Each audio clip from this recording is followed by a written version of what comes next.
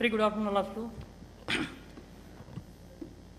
I know that I am an odd man out in this crowd, in the sense, other speakers are technology speakers. I am from the user community to share some of the experience, whatever we gathered at Roots. I am very sure that many of you might be implementing or implemented ERP in your organizations.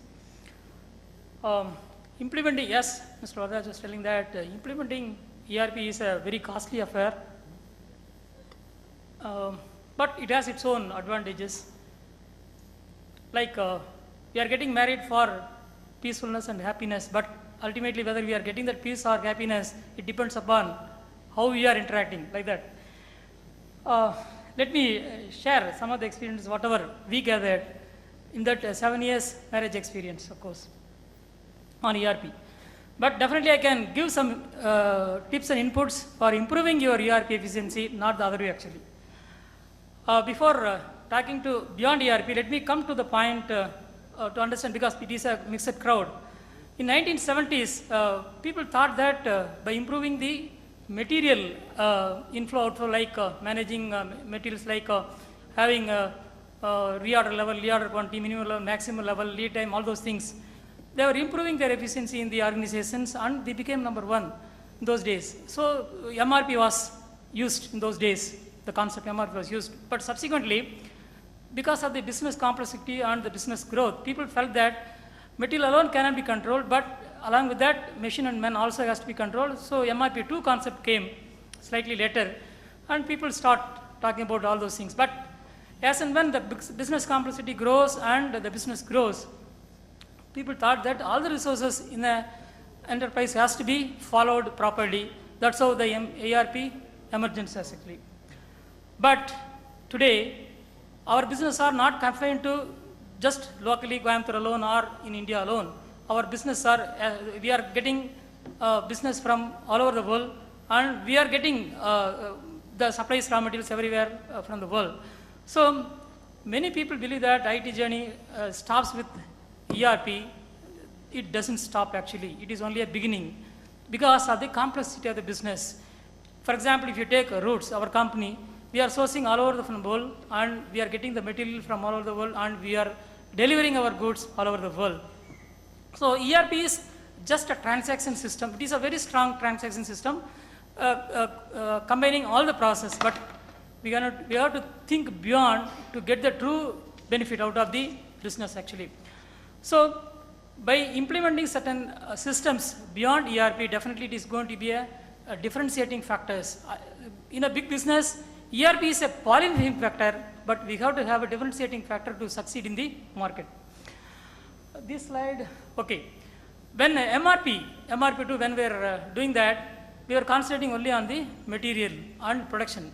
So people, when they are concentrating on the production side, they were able to bring up their business to the next level. For example, best example I can quote is Ford. In those days, Ford was doing mass production of their cars, and their cost is way ahead in the sense in terms of cost efficiency. They are way below their cost of the competitor. And they were making only one type of car. For example, they were making only black color cars in those days. I still remember the statements given by Henry Ford. I can accept any color as long as it is black. That was the adamant statement given by Henry Ford in those days, but they were successful. But that was a production economy. Those who were able to produce more, they became number one, and they reaped the benefit, and they got a lot of benefits. They got the profit. But later on, when the complexity comes, people who are able to distribute more in the business side, for example, Batley Boy, here itself, like HLL or Godrej, those who were having the facilities and the strength of distributing the product, they became number one, getting the parts from other people. So that became the distribute economy. In those years, ERP was very useful. But beyond that, when we are distributing our products beyond our geographical place, then the supply chain management and the customer relationship management, everything came. So this is the distribution economy. Then today we are living in an internet economy where everything is based on internet. For example, when the electricity was invented, we all felt that it is only for lighting purpose. But today, we cannot run even a single day our life without electricity. So electricity has become a meta resource without which we cannot live. Like that, internet has become a meta resource for our business. So without internet, you cannot live. In the morning, few sessions also we were hearing. So through when you are interacting with companies like, so today our products are being distributed through e-channels. For example, if you buy from eBay or Walmart or FabMart or Flipkart or Amazon, the prices are slightly better prices, and we are getting the goods in the store steps. So everybody is moving towards mobile and internet economy. So in this internet economy, we are forced to define or refine our business process. That's how we have to think beyond ERP. So a few of the systems what we have implemented and what we are suggesting to the business communities like this, we'll see one by one. Let us start with the supply chain management. When we are telling supply chain management, I can quote the automobile industry. Let me take my own example. We are tier 1 supplier to almost 40 OEMs in and around the world, and we are having more than 200 tier 2 suppliers. We are making horns, most of you know that. We are making horns, we make a lot of noise, of course. We are making 20,000 horns in a day. Each horn will have about approximately 60 parts. With that, we are dealing with 12 lakh components in a day. So naturally, we will have unstable demand forecast from the OEMs because of the volatile market and unstable production plans due to the supplier or any other any problems, and inconsistent business practices, whatever we are following in certain areas will become a problem. So the result is increased inventory at each level in supply chain due to various factors that will bring down our bottom line drastically. So what the supply chain has to be is, it should be delivered, precision delivery without building unnecessary inventory is a very important one. Building inventory will eat away all our profits. So zero defects and fast response to time. When somebody from our customer like Ford or Harley-Davidson, if they change their business plan or schedule, accordingly we have to dance their tunes, of course. There is no other way. So we have to improve our visibility and velocity in order to get the material right place, right quantity at right time. So we have to fine tune our suppliers also accordingly. So ultimately, OEMs definitely will getting a lot of process on cost, inventory, and on order delivery. All those things are common. So when we are talking about supply chain management, though we have taken a lot of steps, we are amazed the way in which the Maruti had come up on this actually. They are having a supply chain management system called eNagre, through which the benefits what we are seeing through them is they are following JIT at their factory, and all the suppliers, they will log on to the system at 7 o'clock in the morning and receive the orders for the day, and suppliers get instructions and they will start delivering the components from 4 p.m. from that day to next day 4 p.m. So with that, what they have achieved is from 30-day inventory from the earlier days, now they are operating from 0.7 to 0.8 day inventory. That is quite amazing. That's why I have taken this example rather than taking my own example. Apart from that, payment process made on the same day itself based on the number of vehicles rolled out of the factory. That is amazing. Because, for example, if 500 cars are coming out, 500 into for example, tires means 500 into 5. That is the click they will be doing it for the suppliers. The next is customer service, customer relationship management. After considering the suppliers, we have to consider the customers also. So as a business house, we have to take two our hands, one hand supplier, the other hand, and customer we have to bring along with them actually. Today, everybody is talking about customers. They are having importance. See, right from the mobile phone manufacturer till the car manufacturer, everybody is talking about customers. So we all know that how difficult it is to retain a customer, and we have done a CRM package, and we are doing that. These are some of the activities we are doing through that. For example, campaign management. Whenever some exhibition or campaign is made, from there itself we start logging into the system, and we take a lot of data. And next is lead tracking. Through lead, we are getting leads through mail, phone, fax, everywhere. So every lead is put into the system automatically from the place of origin itself. And we are having a very good customer database with this campaign management lead tracking. it's not just a customer information alone. For example, for an executive, whom has to talk, whom has to not to talk, what is his personal requirements and personal interests, all those things we are capturing, including the company as well as his personal data. And apart from that, we are taking into the service management area, including AMC, all those things are there through CRM package. So this is the CRM setup what we are having today. So as we are talking about mobile, so we are putting our CRM server in front of the ERP, and we have connected and people can interact with this CRM server anytime, anywhere through any device. Having talked about CRM, let us talk about EDI also. EDI is slightly unknown fact for the most of the people. When we are connecting our customers and suppliers, that too through OEMs, EDI is very important one. EDI is nothing but it is a computer-to-computer exchange of business documents like invoice or delivery notes or whatever it is between our suppliers and customers. So these are some typical data what we are sharing, purchase orders, delivery schedules, and the other side advance shipping notice and invoices what we are sharing actually. I will share our experience. Routes, we have already implemented SAP. So we are supplying our products to FORD, North America, and HARLEY-DAVIDSON to US.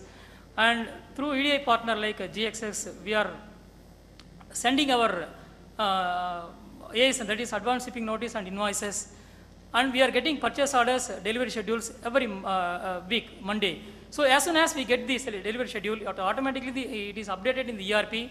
We can run MRP, and based on that MRP, we can plan our production schedule. It doesn't stop with that.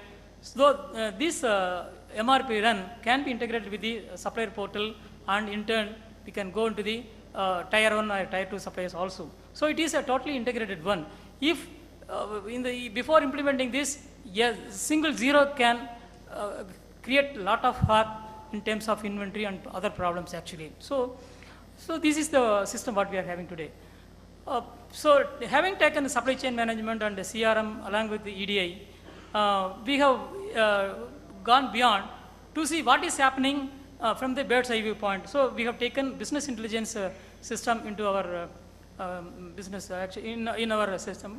So BI is nothing but advanced reporting system. We can, in a very, very layman's language, if you say, it converts and analyzes raw data from ERP and other systems to a meaningful and useful information for decision makers like CEOs and chairman level people.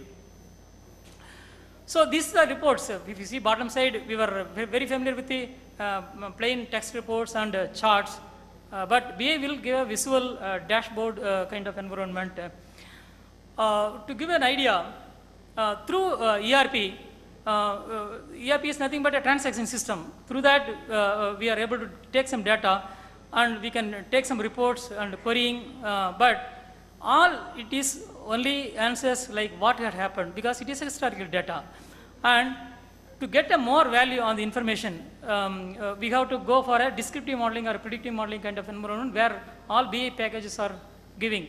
So BI gives the answer for why it had happened, what will happen, and how it can be solved. So the higher level people can take a lot of decisions based on the reports or the visual effects through the BI. For example, if you take the bottom line, ERP takes care of the bottom half of the decision making information in a company, in an organization, whereas the top level information will be gathered from the BI.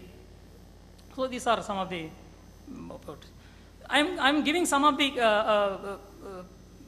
clicks or pictures about our BI product. This is one sales view, for example, sales view and costing view. If you see the dials on the right side, you can see the billing, what we have done the previous year to the current year. To give an idea, the billing what we have done 2011 versus 2012 is okay, but again the volume is less, with lesser volume, with slightly extra billing, but we were able to get a good margin.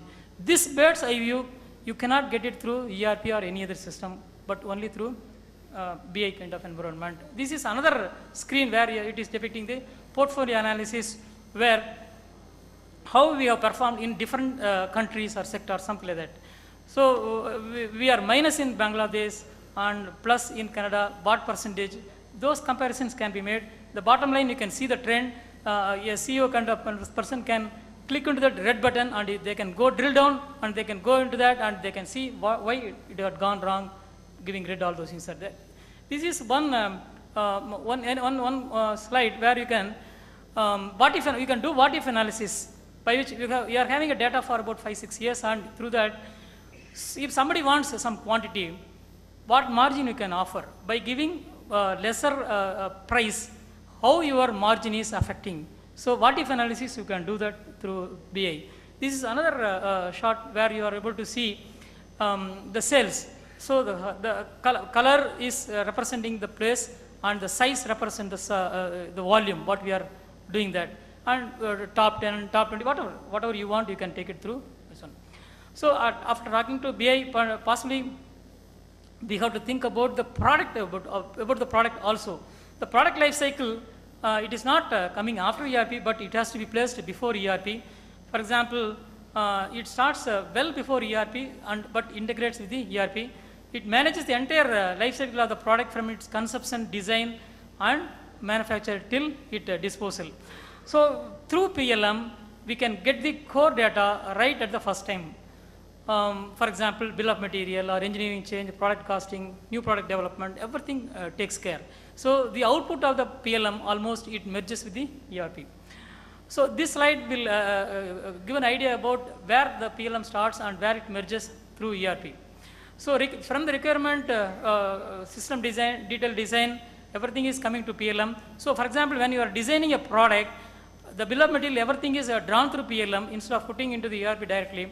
It's drawn from the PLM, you will get the exact weight, volume, everything, and you will get exact cost, and that data is fed into the ERP. Then your ERP system will be accurate enough to implement anything. Having seen product lifecycle management, though we were having a package like payroll, attendance system, we want to invest a good HRM package. We have invested on the HRM package, combining everything together. Today, we have created a portal for employees, and it is employee self-service portal, where on anything on HR, people can see themselves without asking or without getting into the HR department, right from personal information to e-recruitment, training, everything we are doing it. So all the, including performance appraisal, training, core HR activities we are doing through this portal. I am going to show only one slide. This is a ESS portal, that is employee self-service portal, through which some CEOs, they can give the information to the particular employee or a group, whatever it is, and things to do, sharing information, right from attendance, leave, whatever we are taking, training, say our needs about when I need a car or mobile phone, I can put into that. So whatever you think about a HR to an organization, it is available through these HRM systems. So for want of time, I am rushing it. So looking beyond, so IT system beyond ERP is a differentiating factor, as I have already indicated. So from the global competition, we have to think about this for our future actually. And I am ending my presentation with a small quote from, it is not the strongest or the most intelligent who will survive, but those who can best manage change will be the surviving. With this quote, I thank you for patient listening. Thank you, Nadal. Thank you very much.